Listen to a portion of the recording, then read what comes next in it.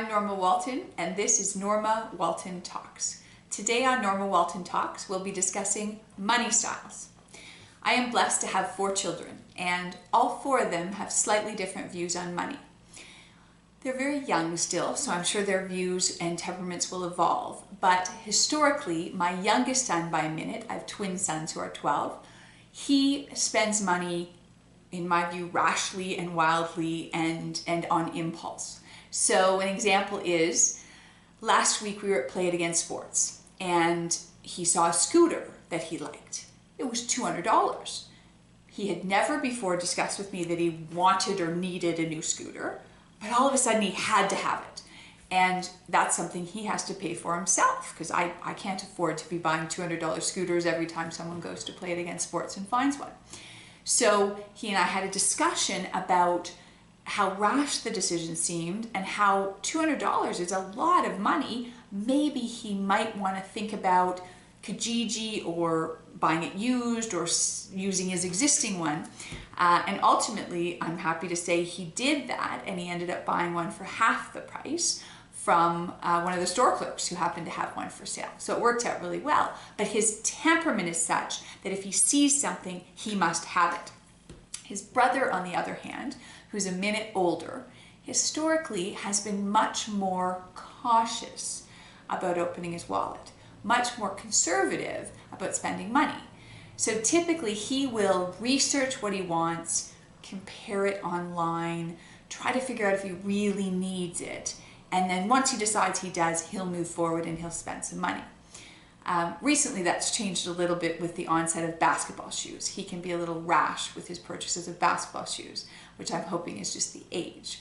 But the underlying money temperaments, again, are different and interesting to observe. When you're looking at your life, I think it's important to identify what money temperament you are, because if you are a certain temperament and you invest in things that are different or contrary to that temperament, there will be conflict. You will have problems with the investment. I remember my husband 30 years ago worked with a guy named Carlo, hot-tempered Latino guy. And he decided one day, because he'd been reading about fortunes that were being made in the stock market, he decided to invest $5,000 in Dell stock. So he called up a stockbroker, became a new client, cut his check for $5,000, and that's when the problem started. He called his stockbroker 1, 2, 3, 4, 5 times a day to track what Dell stock was doing. Was it up? Was it down? Was it up? You know, did the broker think it was a good investment? Was there something else he should be investing in? Were there management changes? What was going on? He just became completely obsessed with this investment. And this continued for 30 days until finally he sold it, probably to the extreme relief of himself and even more so his broker. Obviously, that was not a good investment for someone with Carlo's temperament. So what are the different money style temperaments, the money temperaments? I think there are 4 that I have experienced in my life thus far. The first temperament that I'm very familiar with is the conservative. One of my dear friends is a conservative. She would love to be not a conservative. She desperately wants to invest in all sorts of wild real estate projects and business adventures and interesting money investments, but she can't, because what's most important to her is every month she needs to see a certain amount of money in the bank. And if she doesn't have that there, she gets all panicky and anxious and can't sleep. So she is what I would call a conservative, someone who is best off saving their money, putting it in the bank, maybe investing in GICs, maybe investing in bonds, anything that is government guaranteed that carries a very, very low risk, and not trying to become a riskier type investor because it will just make her sick and keep her up all night. So that's the first money temperament, the conservative. The second money temperament is the seasoned investor. This person generally has been around the block, a little older, has an advisor, has had a career or a family situation where he's able to accumulate a bit of money, has had investments go well, investments go badly. He's comfortable with risk. He's able to assess an opportunity.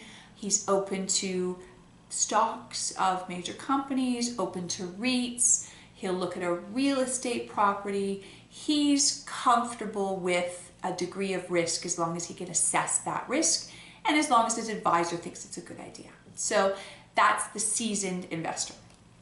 The third temperament is the investor in a hurry. These are the get-rich-quick guys, the guys who, if you tell them that they're going to make 100% on their money in 90 days, they are all over it. They desperately want to invest. They desperately want to give you the money immediately because they believe that they will make that type of killing. They typically buy lottery tickets. They have a mentality that they have lost a lot of money in their lives so far and they have to make it up. And the only way to make it up is with a tremendously lucrative scheme that will double their money or give them a huge return in a short period of time. And inevitably, these people are broke. So the investor in a hurry is the third money temperament that I have experienced. The fourth and final money temperament I've experienced is the entrepreneur. Usually this person is someone who she's had a business she's started, she's made a bit of money with her business, and when she looks at investing, she wants to know two things. She wants to know who is it the investment with, who's liable for that money, who is she trusting to manage that money for her, and secondly, she wants a degree of control. She wants to know, if I feel things are going badly, is there some way that I can control the outcome somehow? So that's the entrepreneur as the fourth money temperament. For yourself, I would recommend that you identify, are you 1, 2, 3, or 4? Because the best way to create stress in your life is to accumulate a bit of money, which is hard enough, and then invest it in a way that keeps you up at night, that makes you anxious, that makes you worried, that makes you unhappy. So it's really important, in my view, that you identify the type of person you are. Are you the conservative? Are you the person who should have money in the bank to just look at and know it's there? Or are you the get-rich-quick guy who desperately wants to find that next phenomenal opportunity to double his money? If you're that type of person, you may want to think about your next investment or two. Are you the entrepreneur who cares about who it is and whether she can control it? Or are you the seasoned investor who's comfortable with some risk as long as he can assess it? Once you've identified which of those 4 temperaments you most align with, you can then try to accumulate some money in which to invest. That's probably the hardest part. And then once you have some money, you can invest it in line with your money temperament. And then, assuming you do invest it in line with your money temperament, you will sleep easy while the investment does what the investment is supposed to do. This is Norma Walton Talks. I would love for you to talk back. If you have any comments, questions, ideas, a 5th or 6th money temperament, somebody that you've met that I haven't, I would love to hear from you. Thank you.